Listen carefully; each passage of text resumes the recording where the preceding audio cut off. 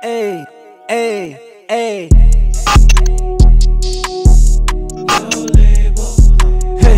okay. Out to the pay, for the grass is always greener. I don't do no labels, I call it how I see it.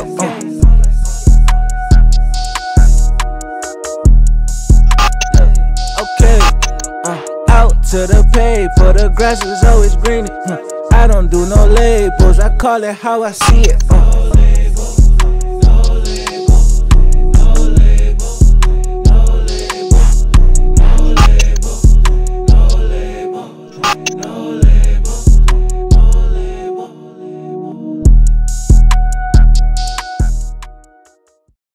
Four minutes. Okay. I was happy about that shit because it's like I'm tired of the 230, 256. Yeah, bro. I'm like, let me play the full song. I can actually drive somewhere. Nah, the Diddy joint. Oh yeah. I don't know. I kind of like longer songs when it come to R&B. When it come to like hip hop and rap, you could keep it at 2:33 minutes. I'm cool with it. I mean, because R&B though, there's so many different elements to it. You know, versus like a trap or hip hop. It's rarely changing unless, you know, you Kanye or something. And then it's like, all right, cool. But that's a fact. I don't want to hear the high energy loop too long. That's a fact. Like, you know what I mean? Like, Woke Up Like This is one of those examples. Like, Playboy Cardi, he got them joints that just, you know what I mean?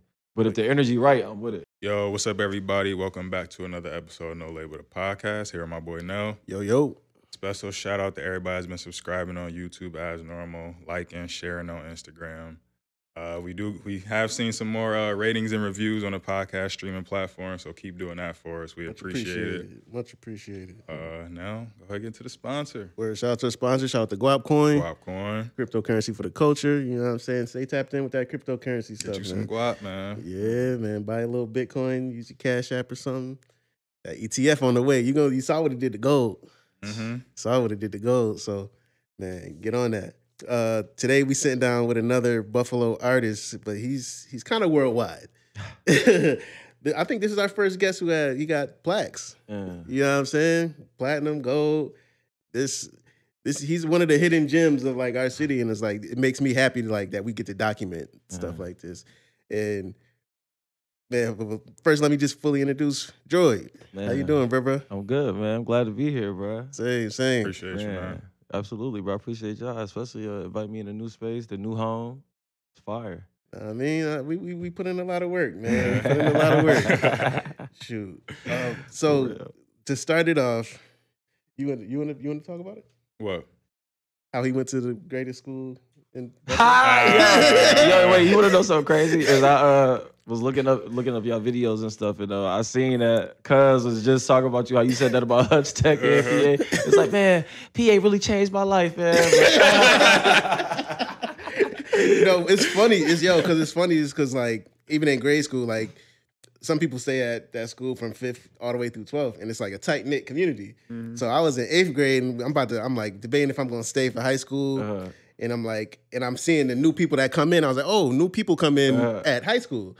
And it was this new drummer. I'm like, yo, he jive nice. Like, who is that though? I'm like, cause Ronnie been going crazy. I'm like, he not the head drummer right now. Like, who is this dude? and it turned out to be Droyd. That's back crazy. at Clinton, dog. Like, performing arts is definitely was a game changer for me. Just being in an environment where just everybody was creative, bro. Like, I never even heard of a school like that until 8th grade, because I went to school 6 for grammar school. Okay. Like on Swan or Clinton around there, something like that. And Best, I think, or something like that. But then 8th grade, somebody ended up telling me about performing arts. They was a vocalist. And so I ended up going to one of the auditions. And then when I walked in there, this is when the school was on Clinton. So we was in the old building. And man, yo, just all the art, man, all the music, choirs, and then plays and stuff like that, how that count for your grade and all that. I'm like, yo, this is like some Zoe 101 stuff like that. Like, you know what I mean? So I was there, like, you know what I mean? But definitely one of the greatest schools, bro. Like, I ain't going front. I don't know about Hutch Tech and all that. You know what I mean? Hutch Tech is the best. Number 2. I gotta say it. I got to. Nah, I got some homies that was the Hutch Tech, so I can't even hate on Hutch. But yeah, I'm about to start doing a tally on the videos now. Whenever it's a PA guest, I'm gonna put a tally in the corner. You just gotta do a reel like everybody that said PA, everybody that said Nah, fact. We might do that. Yeah, that's a good idea. Nah, facts. Yo, So, boom, you got there with drumming, right? Yeah. So did you stick with that or? Yeah, I ended up sticking with it. So, I mean, dude, I played for like probably every church in the city of Buffalo, bro. Like, started at Greater Refuge Temple. I did Zion Dominion, True Bethel. I mean, I'm at True Bethel now too, actually. Just a bunch of joints. And then I ended up moving to Orlando for college. I went to Full Sail University. So I still ended up playing drums out there for a well-known pastor out there. And then I ended up moving to Cali. And then in Cali, I still played drums, but then I started doing like playing for artists I was producing for, like, you know, Laven Kali and a few other people. But we did like Bonnaroo and Coachella and a few things like that. I even played keys on a few of the joints, but drums just kind of keep sticking with me. Like, even though I tried to take a break a few times and be like, nah, I'm about to chill on drums, just focus on producing. But even in production, I'm like adding live instrumentation for real. So like, it's always gonna be there. That's fire. That's fire. You know what I mean? Man. So when you went to Full Sail, like a lot of people who are artists, they don't necessarily go to college for it. They just happen to just be really good at their craft. How much did like pursuing an education in music help shape you? In your career? Man, you want to know something? I probably shouldn't say this though, but might as well, bro. Might as well. No, I ended up I dropped out of Full Sail, bro. Like probably my third month. Now, I still ended up getting an honorary diploma because of a placement I ended up getting with Iggy Azalea sometime after, but they ended up hearing about it and gave me an honorary diploma as long as I promoted the joint. That's fire. But I do think that place was fire as far as providing me with the education. Like, I learned a lot of the equipment, a lot of the literacy behind it, the science behind it, the math behind it, because it is mathematical as well. You know what I'm saying? Talk about it. Within a short period of time. Also, though, like, a lot of the homies in the mainstream side went to Full Sail too. Like, London on the Track was there. Mike Zombie was there that did Started from the Bottom for Drake. The Runners was there that was producing a lot of early DJ Khaled. So, like, we all in the same hub. Ayo, the producer from the upperclassmen that produced with Keys. From here, you know what I mean? Like, we all in the same hub. And, like, so, like, it was cool to start collabing early, you know what I mean? And, like, being around each other early as far as that aspect. Even my man, Alias, he produced I Demand My Respect from Kodak Black. Or My Demand, that's what it's called, from Kodak Black. But he did that and Let It Go with DJ Khaled and Justin Bieber. But like, it was a bunch of us in the literally same classes, bro. Like, I think Mike Zombie left around when I left. London on the Track left earlier than me. You know what I'm saying? And he was driving back and forth from Atlanta to Orlando. And bro, he had us all really going to Atlanta and Orlando for real. But yeah, it was cool, bro. Like, learning some of the equipment, learning proper techniques for miking and all of that stuff, like, you know, EQing, being on the early curve of things going software from analog, you know what I'm saying? Like, I even caught the early curve with social media. This was when, like, Twitter and Instagram just dropped, you know, because I went in 2009 to Full Sail. So, like, you know, Reason, we was on the Reason early, New Logic early, you know what I mean? Always getting new Macs, you know what I mean? That was, like, the best part. And they wasn't taking Max back. That was the best part. Dude, it was like people that even did like reality shows. Like, they was famous for filming reality shows and scripting them. Man, it was like mad people that already was doing stuff at that school. And it's a private college. So like, that was probably the better part, just doing your own networking, but very little hand in, like, you know, what happened after that. Why'd you end up leaving? Ultimately, I ended up leaving because a lot of the stuff education-wise, like, I was already learning and picking up on my own. But I think the hardware, it was good that they was teaching me the hardware. They was teaching me different avenues in music that I can work besides just wanting to produce for our artists. You know what I'm saying? Like, producing jingles and radio spots, TV and film sync, you know what I'm saying? And it's just a lot of different jobs in music that people don't know about, and they think that you only can survive from, I'm sorry, bro. Nah, you good. They think you only can survive by producing for an artist, bro, and banking on that, putting all their eggs in one basket. So I thought that was cool. But 2 phones. What if a 3 gonna came? I thought that was cool, but ultimately I left just because it was too much beginner information for me, and I was like I needed to be like more advanced than where I was at. So I just thought that I wanted to learn a blind theory. That's ultimately what I was coming to the conclusion to, which is like the education that you only can learn by doing it. You know what I'm saying? So I just immediately just hopped in. Around that time, Twitter just came out. So like With My Hair was new and Mindless Behavior. And the dude that was producing for them, I ended up reaching out to him, and he was signed to Dark Child. So I ended up doing a label deal or production deal with Dark Child under his label though. You know what I mean? Right. And that was short lived too, but that was still like the first step in. Like I had mad sessions at Disney and with some Dr. Dre writers that wrote with Dr. Dre and producers that was working with Dr. Dre and stuff. So like it was cool, you know, linking with them and being in those environments in LA. You know what I'm saying? So that was kind of like a door open. You know what I mean? I just started just networking and doing my own thing from there. I ended up buying myself out that deal though for like 30K. So that's not that bad. Yeah, that's tough. Yeah. So like, would you say like pursuing the education, even though it didn't like stick with you, did it teach you like that? Was that your introduction? If you to don't have a networking? plan for yourself in your career, pursuing the education is very important because now you just better in the quality of what you bring to the table. Yeah. I don't know where or who I need to be networking with and like what direction I need to be going, but I do know I need to better the quality of what I'm doing. So yeah, I would pursue the education. I think that was a good idea for me because I did better the quality of what I was doing. But I need an opportunity a lot faster than that. That You know what makes I mean? sense. Even though the program was only 2 years too, so I wouldn't have been in there that long. No, that makes sense. You know? 2 years is still a long time though. Yeah, Yeah, Especially when you yeah. feel like you When already you- kind of when got you it, you bubble already in, kind of got yeah. what you need. Yeah. It's like, why am I gonna stay here any longer? I'm just wasting my time. But when I dipped, I had a plan though. You know what I'm saying? Mhm. And like, I think that was the best part about it. Like, at least I wasn't chilling and trying to like quote unquote figure it out. I kind of like, and around that time, I already kind of had. I met my manager around that time because there was a beat competition going on, and because I was in a group called the Capital Music Group before I went solo. So like me and my partner then went to Miami to this beat competition, and the prize was to get a record with T-Pain, which we didn't get then, but shortly after we did, and we ended up meeting my manager today. His name Vaccine, and he kind of was like on my side a lot of the journey and like even developing my sound and stuff like that too, and helping me on the business end. So like I really wasn't alone on that journey. You know what I'm saying? I kind of had him, and this was before we even got on paper. He just was rocking with the music and was like, yo, I want to. And then he was working at Slip and Slide, so I met him at Slip and Slide around that time. He was a Plies tour manager, Rick Ross tour manager. He was like Trina A&R or something like that. So like, you know, it was already like kind of crazy being in That's there. tough. How did he help you like level up? Like, what was the difference?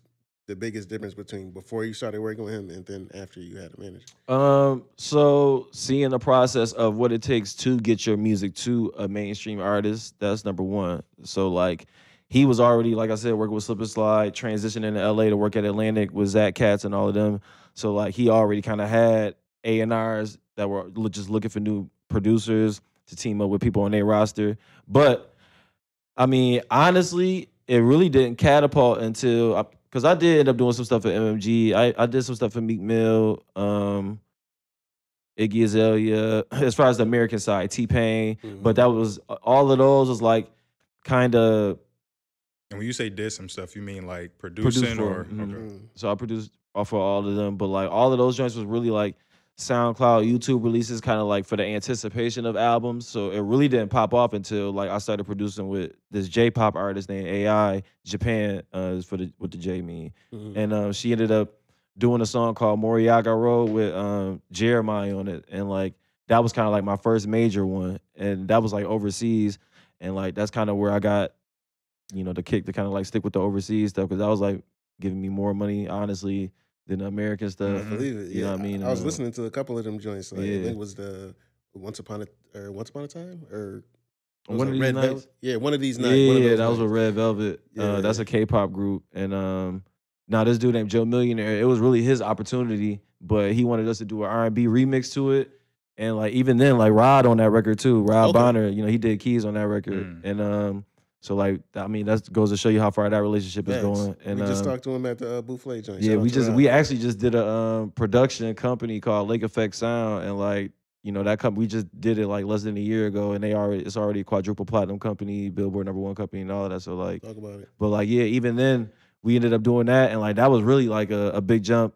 Really though, too, on the American side, Futuristic was like a rapper on YouTube that was popping off Yeah, I know crazy, you're and talking Devon about. Terrell. So like on the American side, they really was like my biggest thing as far as like the independent side. You know what I mean? Producing all of their music. You know what I mean? That's all. So like, shout out to Devon Terrell, Futuristic too. I got my first few plaques, Spotify plaques, with them. You know what I mean? We hit like 110 million streams.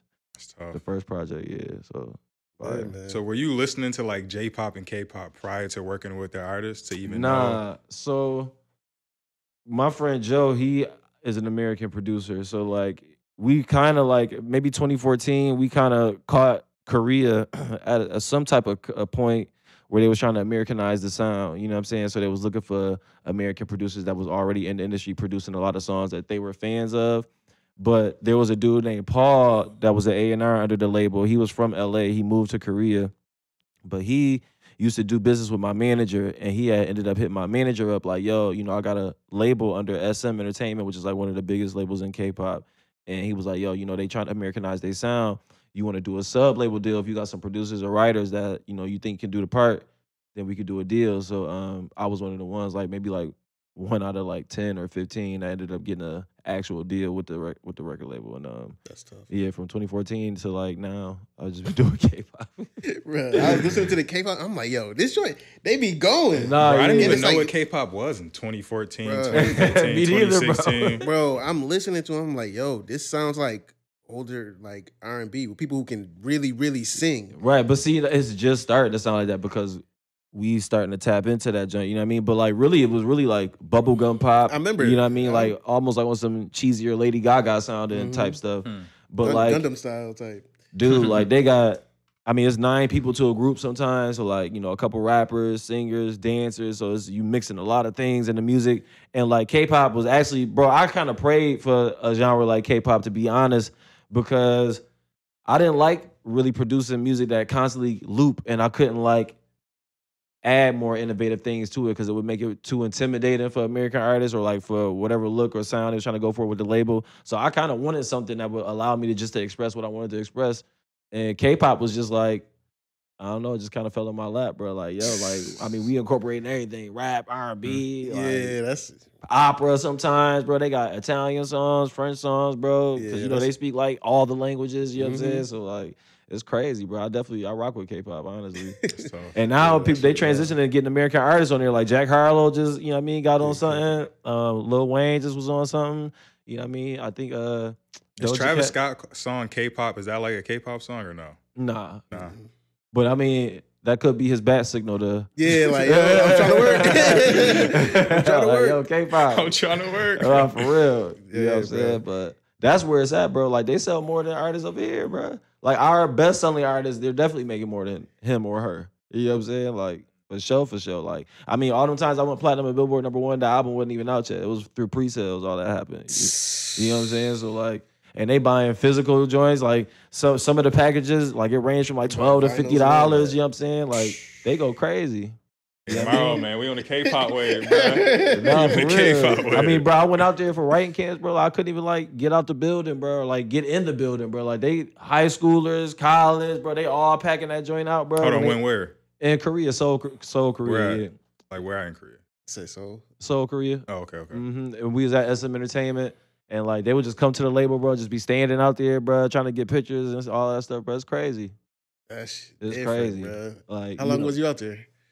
I go like 2 weeks at a time. I go often. Like since COVID, I haven't been. But before that, I was going like at least twice a month. Before that, every You was year. going to Korea twice a month. Yeah, like twice a month before that. But like they just build a bunch of records, bro. And if they feel like you got a sound that can be timeless, you know what I mean? They'll keep rocking with you, bro. You know what I mean? That joint, That's fine. yeah, bro. That joint crazy.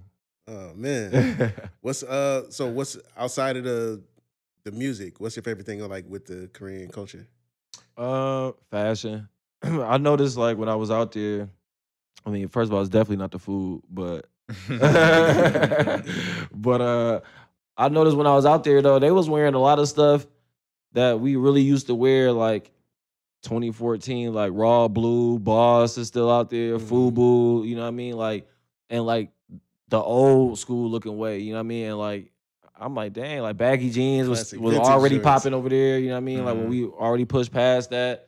And it's like, man, like they kind of infuse all of that still, like intros, the videos, like they still do intros in their videos. You know what I mean? We kind of cut back on that to kind of get to the consumer quicker, you know what I mean? But like they think, you know what I mean, that it adds to it, you know what I'm saying? Giving them more to buy into, you know what I'm Tell saying? a Like story. photo, like the photo galleries in their albums. It's just a lot of stuff that we used to appreciate that they still appreciate. So like really that's my best part is like nothing really ever phased out over there. You know what I'm saying? Like it's still, it has a place. You know what I mean? Depending on what they're doing, you know what I mean? But yeah, No, that's hard. fashion for sure though.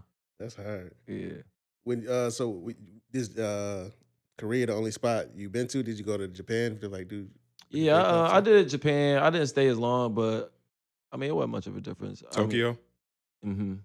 I did a whole tour in Spain for like 2 or 3 months with this rapper named Original Juan and another rapper named Just Classic who from here, and we ended up doing a tour for like 2 or 3 months. A dude named Zone. I don't know if you ever heard of Zone, but he started off as a rapper. I don't know what he ended up as right now though. But I mean, to me, he doing like some A&R thing where he just connecting the dots most of the time. But he the one that actually set the whole tour up, got us the rapper to get on the joint, and bruh was super bilingual, bruh. You know what I mean? Like got us everywhere in Spain and everything in Spain. That's crazy. That's But shout out to Zone though. Zone really that guy, man. But yeah. From the Buffalo area? Mm-hmm. Okay. Paris, I did Germany. As far as like overseas, that's pretty much it. Got you. Yeah. Yeah, man. How how did it change your perspective? As far because like you got to think like we in hip hop American culture we think rap and hip hop is R&B is everything. Mm-hmm. You know what I'm saying? Then you able to travel the world with off of a whole different genre. Yeah, off a whole different genre. But like, what's that? How did that change your view of music in the industry? Man, I mean, first it was different on the music scene because they wasn't. I mean, at least in Spain, it was different for sure. Is where I really noticed it. They wasn't really playing too much like trap or hardcore rap or nothing like that. It was like if it did have a positive vibe to it, I don't think they was playing that joint. You know what I mean? But I thought that was cool though because they changing the mood of the whole. Of everything as a whole, you know what I'm saying? Like I feel like that's why people gravitate towards like not disrespecting any trap or anything that's out. I mean, obviously, like people feel how they feel and they rapping their story and their background or whatever the case may be. But that could be an emotional trigger sometimes. So I thought that was cool, seeing that perspective. But they don't go as hard like as far as like on the American side, bro. Like we thinking like, yo, we gotta eat, sleep, drink, music, bro. As soon as we wake up, music. As soon as we grab something to eat, we better get right back to the music, bro. I may skip out on the club tonight, music, you know what I mean? But they're very like family oriented, bro. Like really not trying to miss out on time with their friends, you know what I mean, or whatnot. So I like that it was showing me, you know, how to be more appreciative to the little things, you know what I'm saying? Because then you'll get to the top, bro, and then you done missed so many birthdays, weddings, you know what I'm saying? Kids, graduations or whatnot. People having babies, weddings they ain't invite you to, you ain't notice because you ain't care because you trying to make hits, you know what I'm saying? So like, and I think that's what COVID taught me too, trying to be a better overall person, brother, son, cousin, whatever the case may be. You know what I mean? Obviously things happen, but you know, I like that out there though. That was just all about inclusiveness. Word. You know what I mean?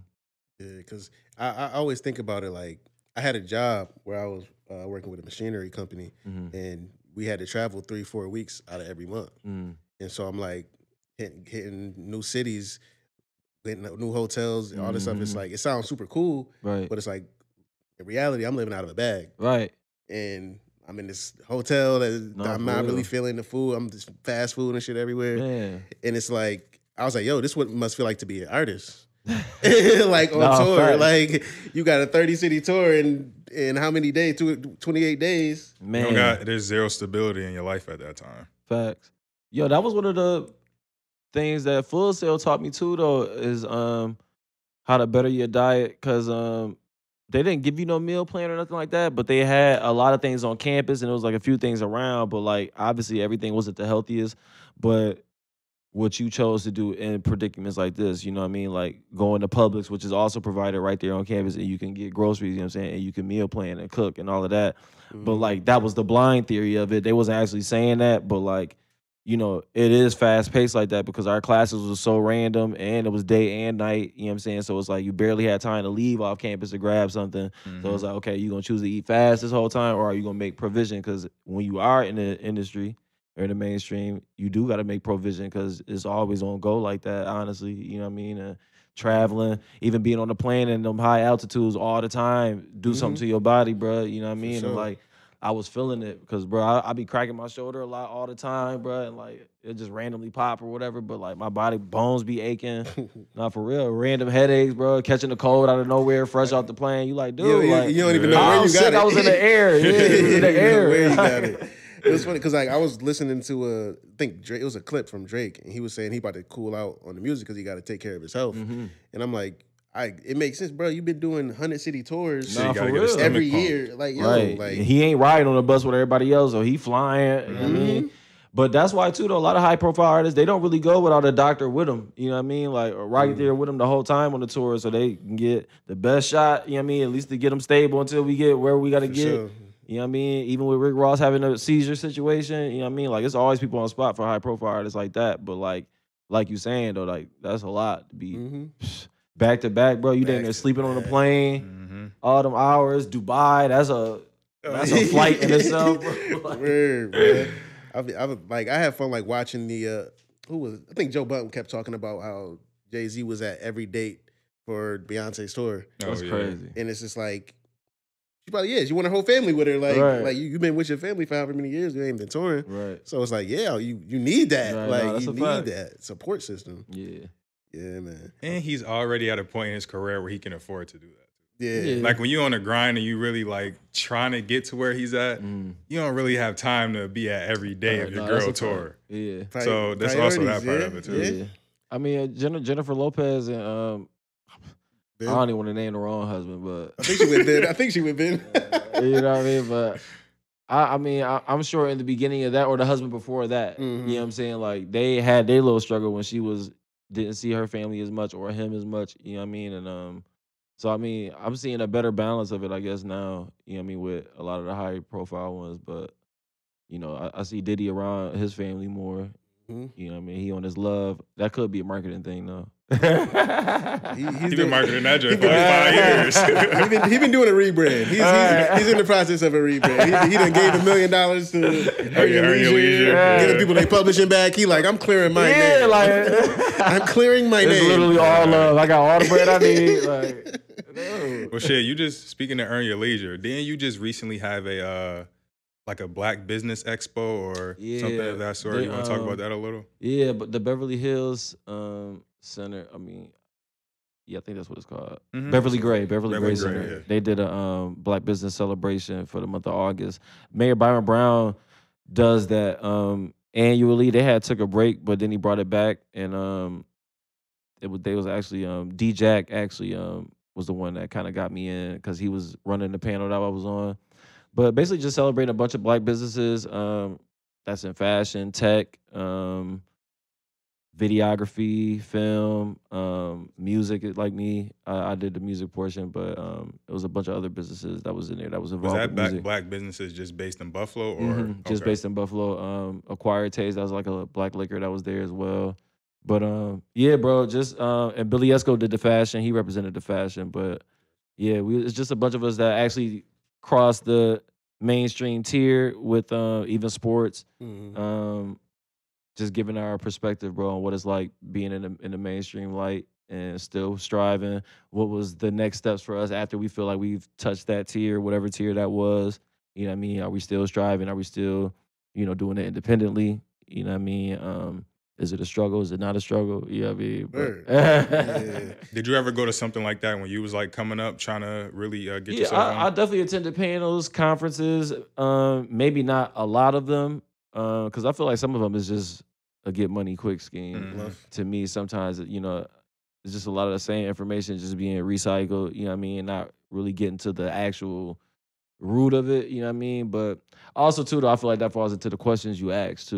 You know what I mean? Some people ask the same questions, so you're going to get the same answers, you know what I mean? So, but yeah, to answer your question, I have attended them. I do feel like they're helpful sometimes, but I really just go to be in the same environment of whoever I admire on the panel at that moment. People. Yeah, and just see where their head is at the moment. It ain't really about soaking in the information. I just want to know where you at with it mentally now. Like, you've been in it for some time. You seeing the business side with the machine behind you, know what I'm saying? How you feel about the machine now, you know what I mean? Like, I'm about to leave and do my own thing independently out here sometimes. And, how do they link up with the artists? You know what I mean? Like Ryan Leslie, I went to a panel where he was there talking about his link up with Cassie and their whole little journey. I thought that was cool. You know what I mean? But and how he branched off into tech. You know what I mean? Started doing his tech thing. He came up with the super fan phone. Yeah, that You know what just I mean? Like just stories like that. It's like, all right, cool. Somebody that was being smart. Nipsey Hussle as well. You know what I mean? Buying the block back, doing his thing. So, you know, I like when it's people like that because it's teaching me longevity. You know what I'm saying? Like if I'm not going to see somebody that's going to promote longevity, then it's like, oh, I'm good.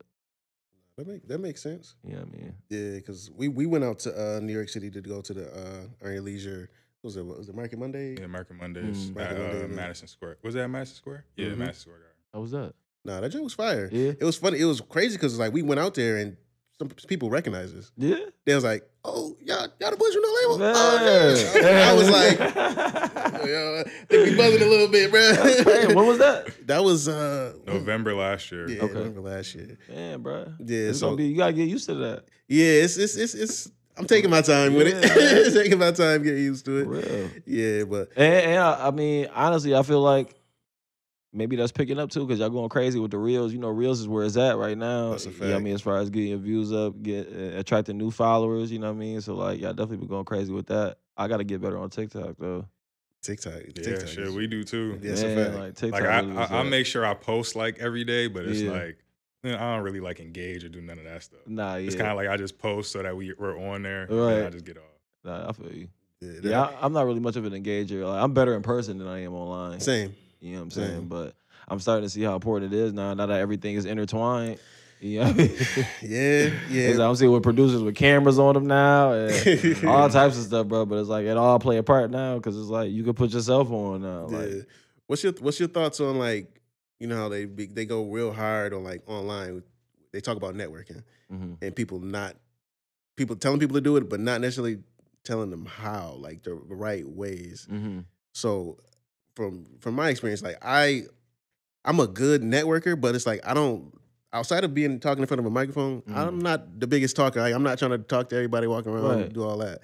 So it's like, but somehow I still get to network. You know what I'm saying? What's your theory on like networking and just like meeting new people you do want to collab with? man, I mean, as far as I can give you two answers. I mean, in the beginning of my career, when I knew no one and I knew I needed to network because that's where I feel like a lot of people would be coming from. I would.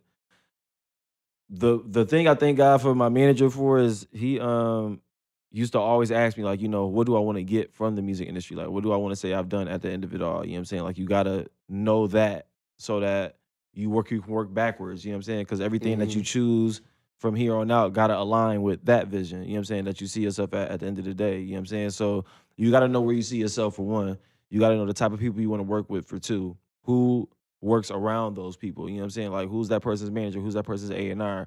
Who was some of the songwriters that person worked with? What is the history of some of those songwriters? Are they high profile? Are they C-listers? You know what I'm saying? Like, what you know what I mean? What's the chances of I can get to them through a DM or I can go to New York to a studio they usually work at, I can run into them, you know what I'm saying? Like, I would lie to people, bro, on Instagram and be like, yeah, I'm in LA. Okay, cool, we're gonna be in the studio tomorrow, slide, get a ticket that night and slide, you know what I'm saying? Just be there, you know, it's the art of it changes, but it's about you taking initiative to start. You know what I'm saying? Like, you know, sometimes you gotta be annoying, you know what I mean? Sometimes you don't. You know what I'm saying? Sometimes when you run into somebody in person, you know, sometimes they don't want to talk business, but you want to be remembered. So think of things that you can say and conversation starters and icebreakers and things that you can wear that, or you know what I mean, and make sure your name is memorable, you know what I'm saying? So that, you know, in a way that you can share your information. You know, they got the joint on your phone now. You can just hold your joint over to somebody's phone. But like, you know, be creative with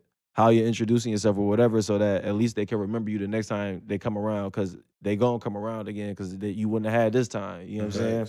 So like, you know, and staying in the same environment as people you want to work with. Like we just said, conferences and panels. You know what I mean? If there's other different functions that artists that you work with may be hit them up. You know what I mean? And just be around. But you know, it's just really about finding your own way that you like to communicate too, and start there. You know, everybody can't hop on the phone, talk in person, but you may be good via email. You may be an interesting person online. You know what I'm saying? So you got to find a way to work that and make that your angle. You know what I mean? And figure that out. You know what I mean? But I mean, I've tried it all, to be honest with you, bro. You know what I mean? But the right ones stick. Yeah. You know what I'm saying? I think it's like you got to exhaust every resource. Like if this is what you want to do, you got to, bro. flip every turn. Bro, every that's if rock. you're a drummer, a doctor, you want to be a lawyer, bro, whatever, bro. Like if you haven't done everything you could possibly do to be that, You don't then want it bad enough. you ain't did enough, bro. You know what I'm saying? And like I know it's hard, bro, and I know people gotta survive. You know what I'm saying? But okay, I knew I wanted to survive, bro, with music, so I had to find a way to make money with music. You know what I mean? I had to find a way to make money with music without it feeling like a job, because I don't want to be like, dang, bro, I don't even feel like doing the music today, bro. I done had to record 80 people. You know what I mean? But like balance, bro. You know what I mean? And knowing what your perspective of success is too will help.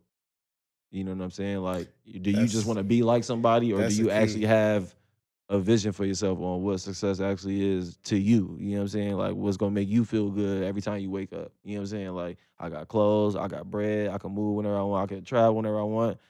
It's that can happen without you having $500,000 in your account. You know what I'm saying? Like, it could just be 100, it could just be 10,000. You know what I'm saying? Be smart with that 10,000 though, because that could be 10 million. You know what I'm saying? But it's just what people's perspective is, bro. Because people run out of money quick because they ain't have a perspective on what success was. That was enough. Like, I just got a little bread right now, but to get the chain, I'm gonna get the you know what I mean? When you could have waited a little longer for that and put some money here, you know what I'm saying? And that money hard to make. It's got harder 2 to chains. keep. Man, you know what I'm saying? So when did you find out what like your perspective was on what success was?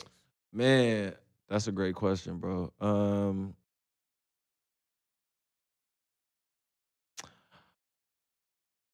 I found out what my perspective was, honestly, 2021. You know, I was gonna say maybe I really got a full definition on it this year, and like started embracing it this year. I would say I started embracing it this year, but I knew that it was different in around 2021. I knew that my version of success isn't what I see at that point. You know what I'm saying? It's about, are you able to take care of your responsibilities doing what you love? Can you pay your bills? You know what I'm saying? Are you a homeowner? You know what I mean? Can you take care of I don't have a family as far as like children, but you know, like I got a mom that need me sometimes, a father that need me sometimes. I mean, I gotta buy him a stove. She would need a new furnace in one of her cribs or something like that. You know what I mean? But like things like that to me is successful. You know what I'm saying? It ain't hurting me. I'm good. You know what I mean? Like I got my own studio. I got my own crib. You know what I mean? Like that's life to me. I mean, I got dental insurance. I got health insurance, life insurance. You know what I'm saying? Like I'm not gonna die and I don't have nothing to leave my family to help. You know what I'm saying? That's so key, because it's a lot of artists who like their idea of success has to do with lights other in the people's camera. success is. Bro, the Bible says, bro, be rule over a few things, bro, and I'll make you rule over many. So, like, we got to learn how to master the few things we have. All the miracles that happened in the Bible was with things that was already around them. You know what I'm saying? So, he already was teaching us how to work with what we have. You know what I'm saying? And then the reward comes with how innovative you were with the very little that you had. You know what I'm saying? So, like, I admire people that can make bangers, bro, and you ain't got like a $100 million studio, but like you just did that on your laptop and whatever at your crib. Like, oh yeah, that man deserves millions because he's innovative, bro. He don't have what everybody else have, but he's banging out what everybody else is banging out, if better. You know what I'm saying? So like, it's just about really taking advantage of the resources you have, bro. Like being resourceful, taking advantage of our access. You know what I'm saying? Like, yo, bro, we got relationships with a lot of people, like you said, and which equals out to access. You know what I'm saying? A lot of those relationships we build and they do different things. They got resources, you know what I'm saying? So like we gotta really connect the dots. And even like with your music, you know, doing situations where, you know, you reaching out to the W Hotel or something like that, or Sheridan, bro, and trying to do licensing opportunities with them, bro. You know, just thinking differently with your product. You know what I'm saying? Because like we got assets, bro. That's what the music is. You know what I'm saying? Like it's like stock. You know what I mean? If you don't add value to that stock, you ain't gonna get nothing. You know what I'm saying? It's gonna start low, but eventually, you know what I'm saying, it's gonna skyrocket. Then that back catalog gonna go crazy. You know what I mean? But you know, it's just about changing the perspective, bro. Because honestly, bro, like, yeah, we all want the glitz and glamour, you know what I'm saying? But like, shoot, bro, like we gotta be able to handle that too, you know. So like we probably don't have it because God ain't seeing that we can be ruler over a few things yet. Or he looked in the future and seeing attitude might switch. So I don't know. I may gotta keep him right here for a little bit. You know what I mean? But like building my character too is a part of that. You know what I'm saying? So like making sure my character is ready for that too. You know what I mean? That's real. Yeah. That's definitely an overlooked aspect, and that it carries. It's like they just say you see the same people on the way up as you see on the way down, and it's just like when you have that character, as soon as it's a little down, people who don't remember you, and they're gonna oh yeah. Take this lead For real, bro. Because I know you did the same thing for me when I was coming bro, up, for real. and that's how you really keep that longevity. You spoke on talked about your assets, your songs like your assets, and building that catalog.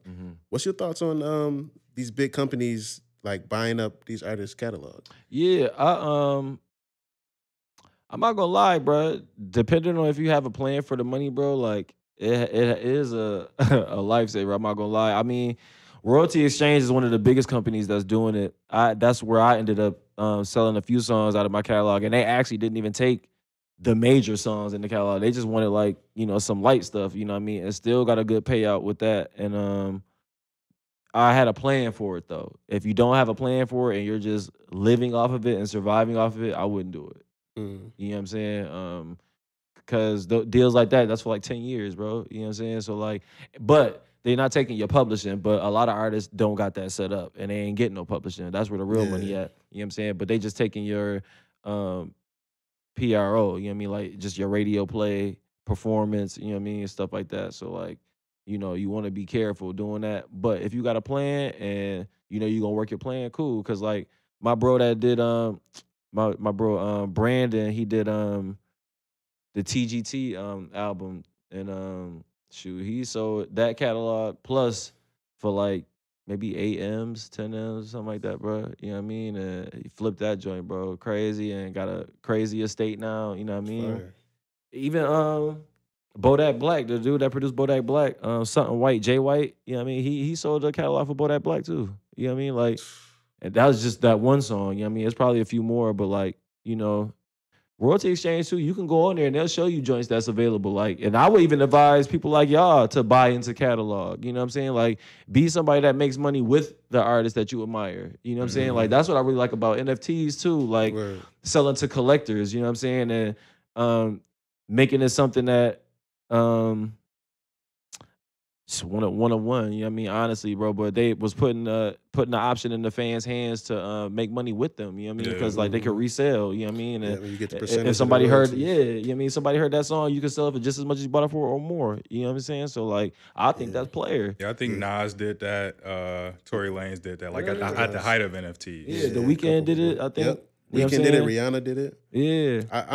I just want the music industry to kind of catch up to like making that. I don't say making that the standard, but like I want the independent realm to catch up. that would be. And all that Game money changer. y'all putting into the same things, y'all should put into more innovative things. Like if they could do it, then we could do it too. That's what I really like about. And even they could, you know, try more innovative things too. But like Griselda, bro, like they always putting packages together, bro, and different types of artistic things. You know what I mean? But giving that option to where like, yo, have a song on your album, bro, that got 30% available, bro. You can sell it at $100 a pop per percent, bro. We can all buy in on that joint, bro. We making money alongside y'all. Now that's giving us a reason to really market this joint and put on for this joint. You know what I'm saying? Because we making money with them. You know what I'm saying? Like, you know what I mean? But making portals and organizations like that within our brands, you know what I'm saying? Where it's like people that really rock with us, bro. Y'all can make money with us, bro. Buy in on this, bro. Like, and you'll make more money selling percentages, bro, than you probably would on the royalty side. You know what I'm saying? But now you got money for marketing. You can boost some posts. You know what I mean? A little playlist and move over there. You know what I mean? But like, you working smarter, not harder, bro. You know what I mean? Like, this is how companies work. You know what I mean? Like a Walmart or a Sam's Club or something like that. You know what I mean? Like, they having these meetings with people like, yo, you want an opportunity to invest? Cool, here we go. You know what I'm saying? This is my plan, what I want to do with the music, how I want to take over licensing opportunities, this, that. It's going to cost this a percent to be a part of that, bro. All right, bet. So we in, you know what I'm saying? I'm going to show y'all how to set up a BMI or an ASCAP or whatever so y'all can link y'all account up. Boom, every quarter y'all get paid when I get paid. We lit. Make sure y'all promoting. We gonna be sending out promo material for y'all, different types of things, you know what I'm saying? But, you know, making our fans and supporters feel more inclusive, you know what I'm saying? Because they feel more inclusive with the labels because they got more money, but they really just putting things together where they can participate, you know what I mean? And more product they can buy into, more story they can buy into, you know what I'm saying? But we just gotta do that, bro. Turn it around, bro, in the independent round, bro, because we don't need a contract, bro.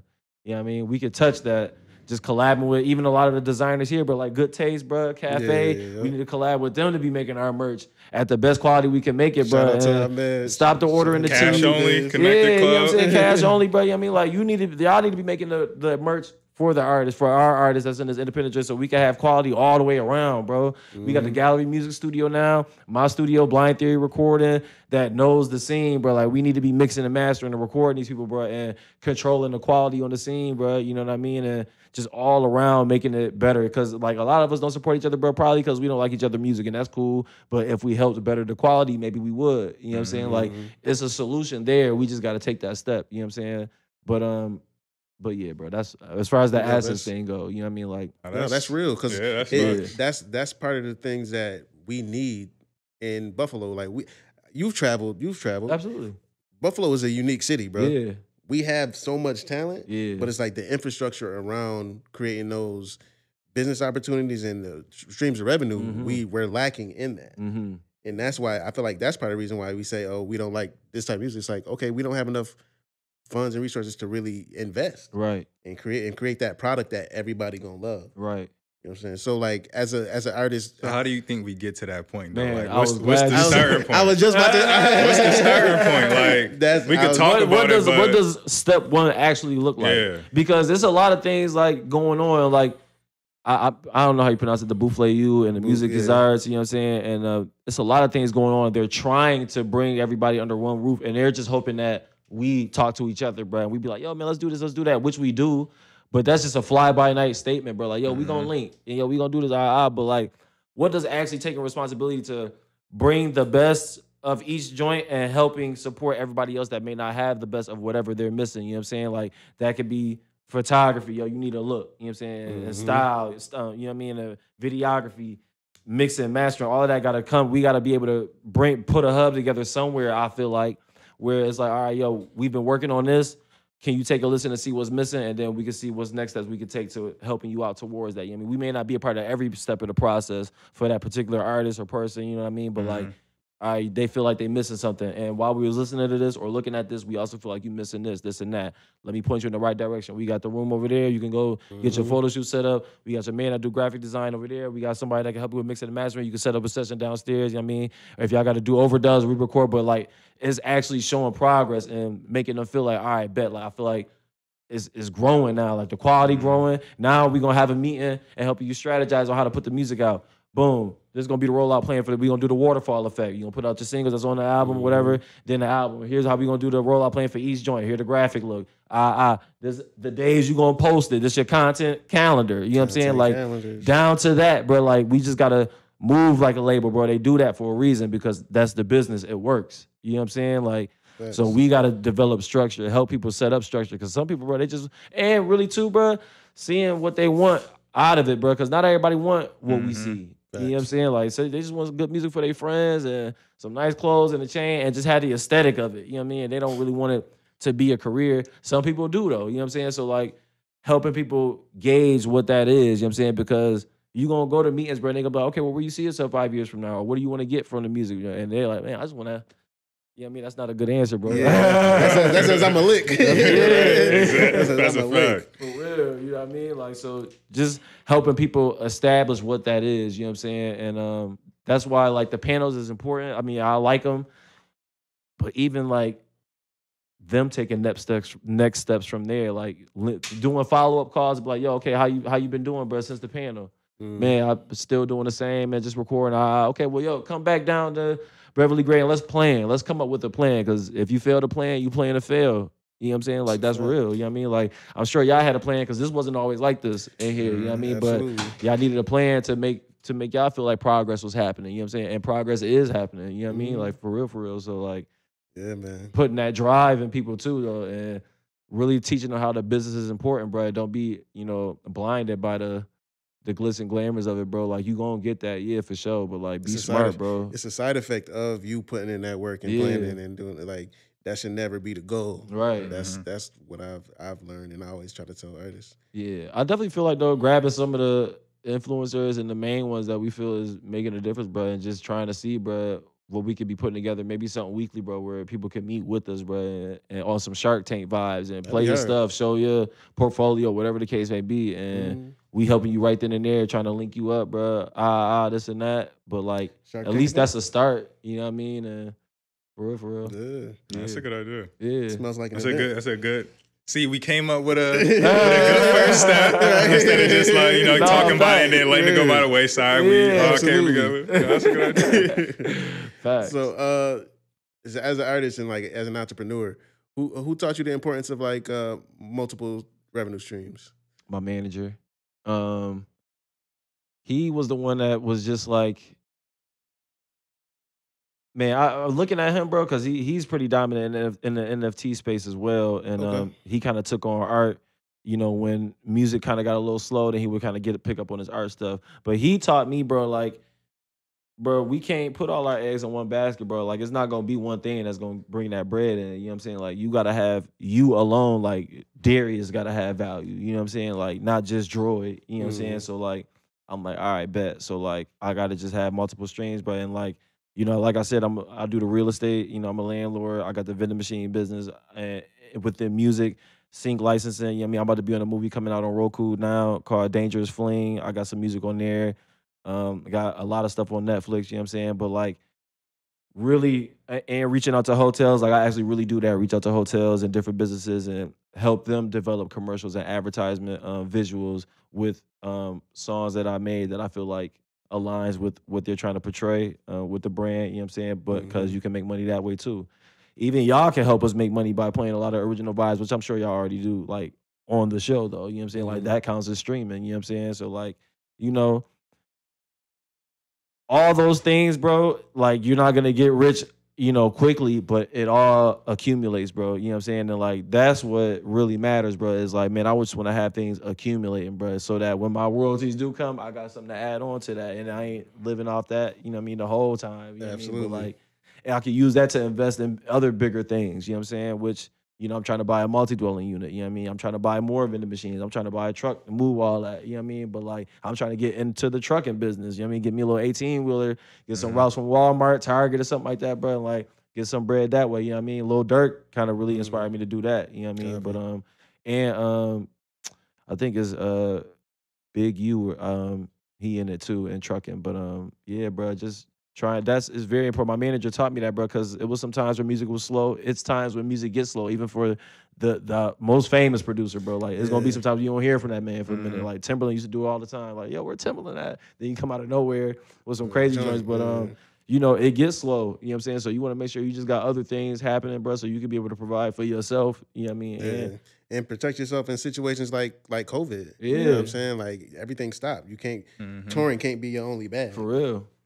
You know what I'm saying? And even as a producer too, finding out other ways you can make money from situations like COVID. People was picking up on the streaming heavy and doing virtual shows on the Instagram and all of that stuff. I thought that was definitely clever. You know what I mean? But I feel like even as producers, like, we got to be.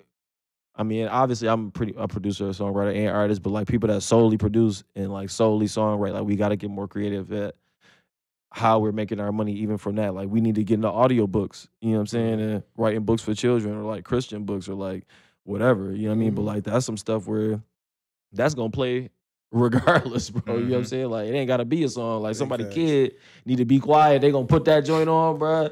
And that bread, you know what I'm saying? But like, and once they find that it worked one time, they're gonna use it all the time. And we laugh at ideas like that, but it's those ideas that the other cultures are taking advantage of, bro, and they're making millions off it, bro. You know what I'm saying? It's like, yo, bro, we gotta stop thinking everything a joke and really do it. You know what I'm saying? Like, for real. Because it can't always just be a vinyl disc and a hoodie and a tee and a bro, because then they gonna get used to what that is, you know what I'm saying, that cycle, you know what I mean? It's like, nah, bro, we doing way more than that. We then start the YouTube television show, you know what I'm saying? Do the YouTube series, you know what I mean? Whatever, like, people that want to make movies, we gonna do YouTube drops only, you know what I'm saying? That we gonna work for the Roku deal, which is not hard to get, you know what I'm saying? Because they looking for indie films to put on Roku, you know what I'm saying? And that's another way we can get with independent artists, bro, and we start creating songs strictly for those films. Like, we got a lot of independent directors here, bro, and like, there's no reason why, like, bro, and I'm not saying it's not happening, but why it's not happening often, why we all not teaming up, brother, you know what I mean, and just curating music strictly for this. You know what I'm saying? Like, because that I feel like is special. Mainstream people did it for all the time. Romeo Must Die, DMX, and Facts. all. You know what I mean? Like stuff like that. Like that is how we got to move with each other. You know what I'm saying? And that's how the fans get surprised and excited. Like, oh man, is they in it, or are they just working together? Is they part of the same thing? That's how you develop that mysteriousness around it. You know what I mean? And you can build off of that. You know what I'm saying? But yeah, bro, I feel like it's a lot we got to do, and I'm even trying to be more involved too, bro. You know what I mean? Trying to better things. You know what I mean? But yeah, I think things definitely could change and elevate. You know, in a short amount of time, bro. If we just change our approach and just come together, you know what I mean? I know everybody say that Buffalo got to come together, but no, we really, even the people that are saying we got to come together and like really do it. You know what I mean? Like really go through the frustration of it to make it happen, bro. Because like it can happen here, bro. You know? I think it can happen, but you know, everybody is always on their own journeys too. True. And everybody also always feel like that they have to be continuously getting better. True. So I think it's kind of, I don't know, it will really take a few people to like reach out and like let these people know like, yo, bro, what you're doing is great. We need you for this project. We need you to do that. Because like a lot of people say, for instance, like Amaro, one of the best producers in the town, right? Amaro may think that he got a lot more work to do to be able to work with certain artists to do certain things, right? But from our perspective, being a fan of his, we know, bro, you can work with anybody. You can do whatever you want when you want. So it just take like those certain people that see that to like tap in and reach out to those people with those talents that can form that vote trying to help. I also think too,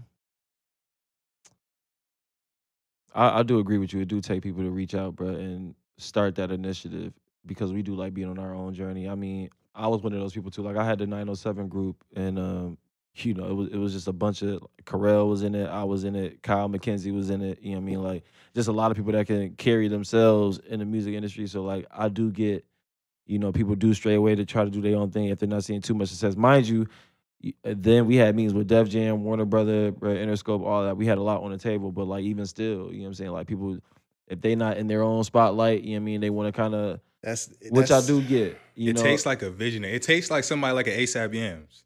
Right. Like somebody who like has those connections because he was in it. He did an internship with Dipset.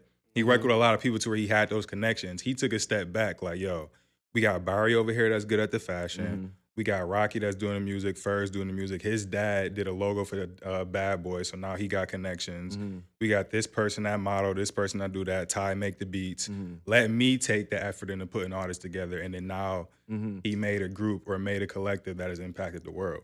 I think maybe so it takes that type of visionary type person. I think even maybe like formatting a camp maybe where we know what we want to come out of this. You know what I'm saying? And we look up the best designers and producers and writers or whatever after we kind of build the structure of it, right? And like we're telling them like what we want y'all to come up with. We're telling y'all like what we're trying to build, and like we're building it right here and there. You know what I'm saying? Like even working with people that know how to, me and him and you know what I'm saying, everybody else, like we just making those super songs together because some people gotta like see how it will all come together before they just dive all in because like they want to believe in what's coming out of it. You know what I'm saying? Like right now we just gotta trust you and they gotta trust me and you know what I'm saying, they done known us all our lives from the best schooler ever and you know what I mean, Hush Tech and all that stuff, you know what I mean? So like it's hard for them to take serious the drive we trying to impute because it's not even the vision that you got to be on board with. You can do your own thing, you know what I'm saying? But like we trying to improve the drive to like get stuff done. They got to be always be progress. So like even if you're not helping with this, okay, well, yo, in your music, bro, we know this. Like you need this and you need this, bro. Like let's just start bettering the quality and you just coming over here, bro, and working on your own stuff. But let us help you better the quality of the things that we notice, bro, so that you can gain everyone else and everybody could be posting and supporting and all of that stuff because I'm sure everybody got reasons, you know what I mean, and everybody's missing something, you know what I'm saying?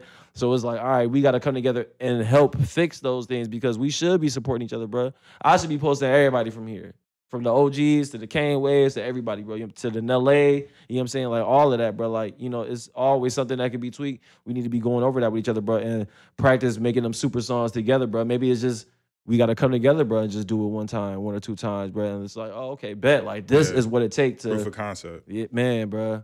You know, this is working at an industry pace. Like, yo, it's a song a day. It ain't yo, we gonna do half of the song, come back tomorrow. Nah, when a label paying for a session, you gotta knock out a song in this session. You know what I'm saying? Like, so moving at that pace, you know what I mean? And showing what the mixing process is like, getting them in tune with that, showing what the mastering process is like, getting them in with that, you know what I mean? But like, this is how a real artist is working, you know what I mean? And like, that full process. Maybe if it's just like, you know, doing a single, you know what I mean? Or a couple singles, you know what I'm saying, with a few artists, you know what I mean? And we build a merch run behind it, so we getting the Good Taste and Billy Esco and Rashad and all of them, bro, like, to put some of the best pieces together for male and females that can coincide with that single, you know what I'm saying? Then we get the visual, you know what I mean? Stephen Luwiles and the Brandons or whatever, bro. We bringing all the minds together to make something big, because not everybody thinks big, you know what I'm saying? Some people think mid, some people think not at all. You know what I'm saying? Like, they just want to just hop in, you know what I mean? But I think that's what's good about people like Diddy is he and DJ Khaled, he brings all the greatest minds in it together to make something good. You know what I'm saying? It can't be done alone. Like, I know I'm good at this without you, but with you, I like what I'm making I love what I'm making even more. You know what I'm saying? So like, it's just about them falling in love with what's coming out of it. You know what I mean? And like, so maybe we just got to do a few runs and with specific people. And it ain't even like gathering everybody. We just got to make them teams. You know what I'm saying? Like, we feel like this would be a great team. This would be a great team. This would be a great team. And then, you know, bring them all in one headquarters and split everybody up, bro. Everybody gonna be walking around anyway, helping each other, you know what I'm saying? But like, just having that type of structure, you know what I'm saying? It's all about structure and teaching them that, yo, things get done way better, way quicker, you know what I'm saying? Like, together. And it excels when we do it Sounds together. Sounds like a familiar idea. Yeah. Then roll with it, bro. Y'all on the right page. Because even what y'all doing right here, developing our own type of Revolt TV. Yeah, that's... You know what I'm saying? Like, that's what we need here, bro. Like, and that plays into the momentum of artists, bro. Like, we got to be having this included in our rollout plans every time we drop something, bro. Like, people include Shade 45 and the Breakfast Club in their rollout.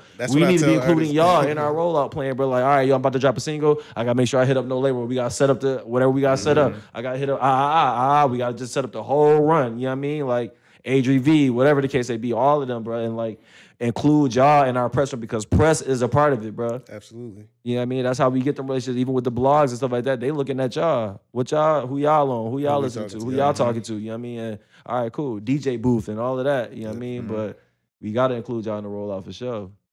Yeah, and even y'all taking it a step up and making a radio show next.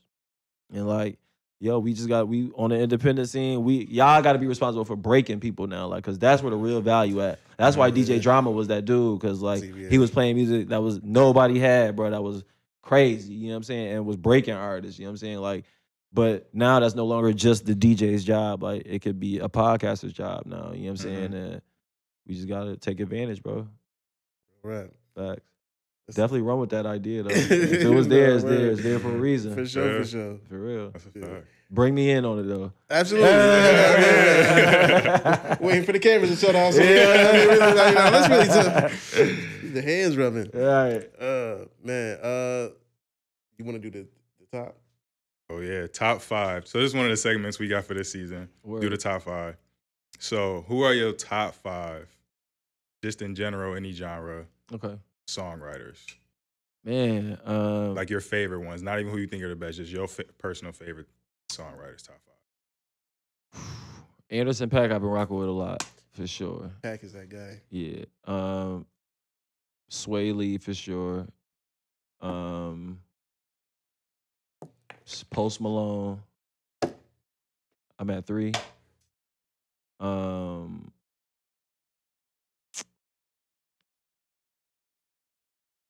Oh, Mike J, bro. I can't even forget Mike J. Mike J did Turn Up the Music and Iffy for Chris Brown. He did a lot of joints, but like those was the crazy, crazy joints. And Taylor Parks. I've heard of her. Yeah, Taylor Parks. I used to work with Taylor Parks like early, maybe like 2010, 2011. And I'm glad I held on to that music too, man. Yeah. But bro, she was right for Beyonce. Like, I mean, mind you, when I met her, she was like maybe 18, maybe 17, bro. And a voice like a mouse, bro. You know what I mean? But like, she was writing for Beyonce then. You know what I'm saying? Like, that was with Warner Brothers or something like that. But like, Taylor Parks the truth. Paris Jones too. I know that's 6, but Paris Jones is another one. Honorable mention. Yeah, honorable mention, man. Paris Jones is another chick. She did a lot with like Common and like Jill Scott, just a lot of more soulful artists, but like she got like an R&B sound, bro. That's like crazy, really millennial and new. And she did some stuff with Jasmine Sullivan, I think too. But yeah, PJ for sure. Yeah. Got 5? I don't know if I got 5. I mean, I could go and let you think a little. Yeah, you go ahead. I got Party Next Door, Okay. James Fauntleroy, I don't know how I didn't mention him. Future. Mm-hmm. I like SZN a lot. Mm-hmm. And I just recently got put on to her like the past couple years, Mm-hmm. but I know she's written a lot for like other people. Money Long. Oh yeah. I fuck with Money I like the joint they did. She did with Babyface. Long. That On his was album. fire. Babyface could be in there just. Oh man, bro, Babyface. First of all, bro, he should have been number 1, honestly.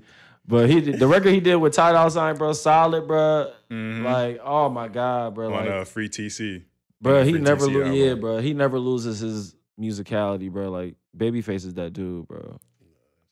Dang, James Fauntleroy though, that guy. James Fauntleroy Is that guy, bro. Like, him. I'm sorry I didn't name. I'm my bad, James. Like, I'm so James is sorry, bro. him. I named him for you. Bro, I was literally, I mean, I followed him since like I left to college, but that's when I discovered him. But bro, all the mixtapes, bro, underground releases, bro, like everything, Okay, James, 80s. I got it. Yeah. I'm trying to think. The Dream.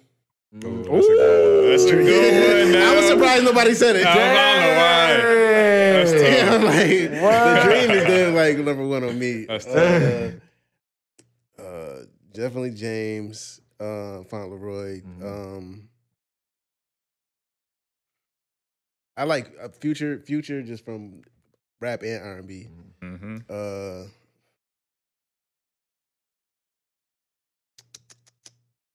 I want to say T-Pain, but I don't know who else he's written songs for. Yeah, T-Pain's fire. I ain't gonna lie. Yeah. T-Pain, that dude.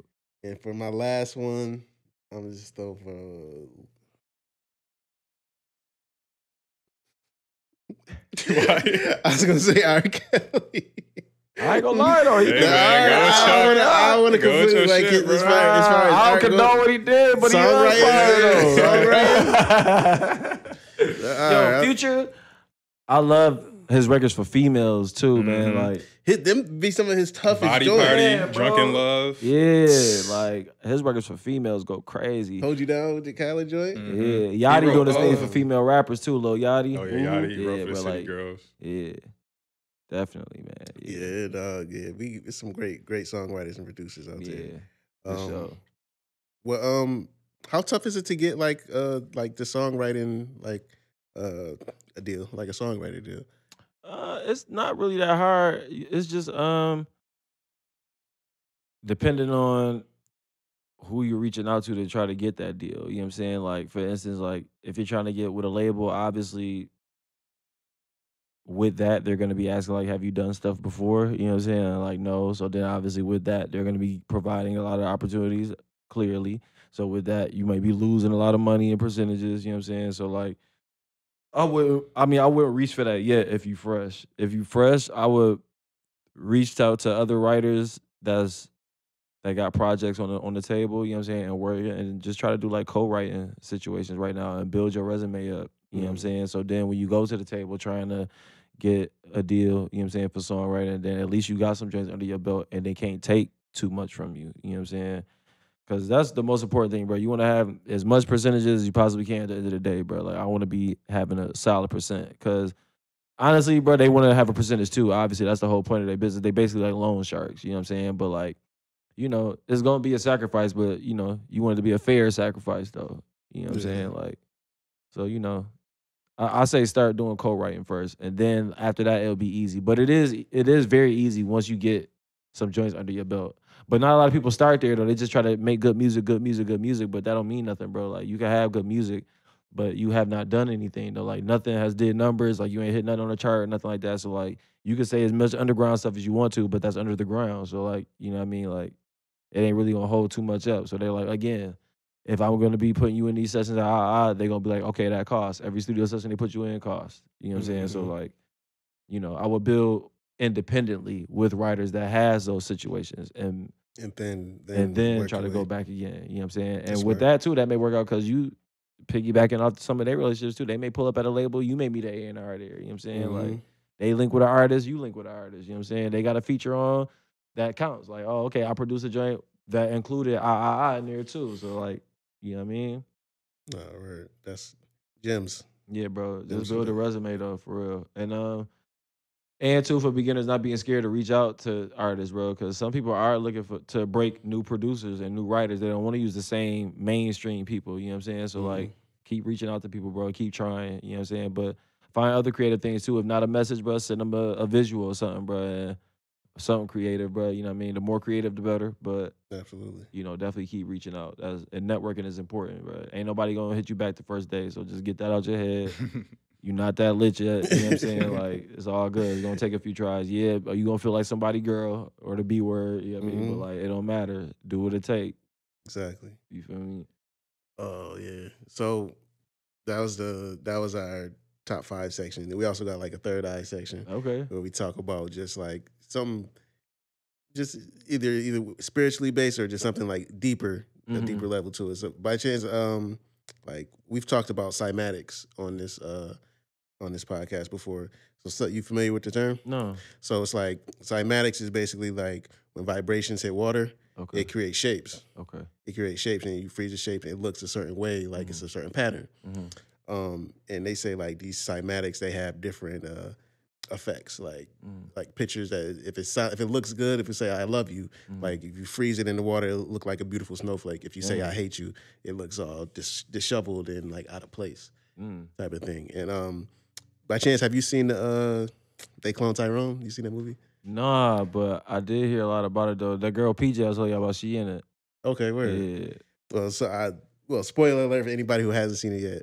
But there's a small scene where they playing music, and the music got people like kind of like in this trance. It's either putting them to sleep or like they play a different song, it's making them fight or making them forget, stuff like that. From your experience, it's like how big have you seen like the influence of music necessarily making people more peaceful or more violent in this situation? What's your view on music's ability to affect people? Man, I mean, that's what they're trying to. I mean, honestly, first of all, I got a huge effect on people. I mean, bro, that's why. Like, I mean, I don't produce for a lot of rap artists, nor do I make a lot of rap, only because I like to be sure of the message behind it. Like I said, like that could really be your story and what you do or whatever the case may be, but it can be a trigger. You know what I'm saying? Like we trigger people and like even kids that now they want to have that testimony. They don't even have it yet, but they want to have it. You know what I'm saying? So they put themselves in positions where they going to be in certain positions that they shouldn't be in, bro, because they want to have that story that you have that you barely survived. You know what I'm saying? Like, and may not even survive after this level of success because you promoting it so crazy and triggering the opposite. You know what I'm saying? So like, it's just, you know, it does have an effect. Obviously, you have to live what you write about or rap about, you know what I'm saying? So like if people aren't living in the positive light, how can they speak about it? You know what I'm saying? So like it really starts with changing your day-to-day, but you know, I do think we got to do better with at least having more uplifting vibrations on it, you know what I'm saying? Because it's a way to talk about struggle and, you know, and all those things on a more uplifting sounding sonic, you know what I mean? Like everything. My whole thing is like I want people to see that there is a light at the end of the tunnel, bro. You know what I mean? Like you gonna talk about all of this stuff and you'll do this and I done went through that, but like okay, well where was the light at? Is the song about to end? Yeah, you know what I mean? Like, you want me to keep dwelling in this? Is there light at the end of the tunnel? Yeah. It was like you said something interesting that made me think because Kanye was like he was talking about 808s at one point when he was like going on his rant like during COVID, like I think it was like during COVID a little after. And he was talking about how the 808 just like plays to the lowest like root of your chakras, your spiritual centers. And he was talking about how that's got everybody distorted and messed up. And you spoke on how you like making a longer song so you can actually like get creative with the K-pop. You can switch it up and transition. Right. A lot of the times with hip hop, we get so stuck in that 4-bar loop. Right, yeah. And it's like, I feel like that's one thing that we're struggling with right now creatively. It's like we're stuck in a loop. Right. And it's like, But you gotta think too though, like, I mean, that goes into though like what type of artist or you have to be, maybe I guess is the right way to say it at that moment. You know, like if it's somebody that's signed, then they obviously got to do like what keep working, like what works for the label and the fans and what's been making them money, so they can't grow yet, or you know what I mean? Because I'm sure it's labels that.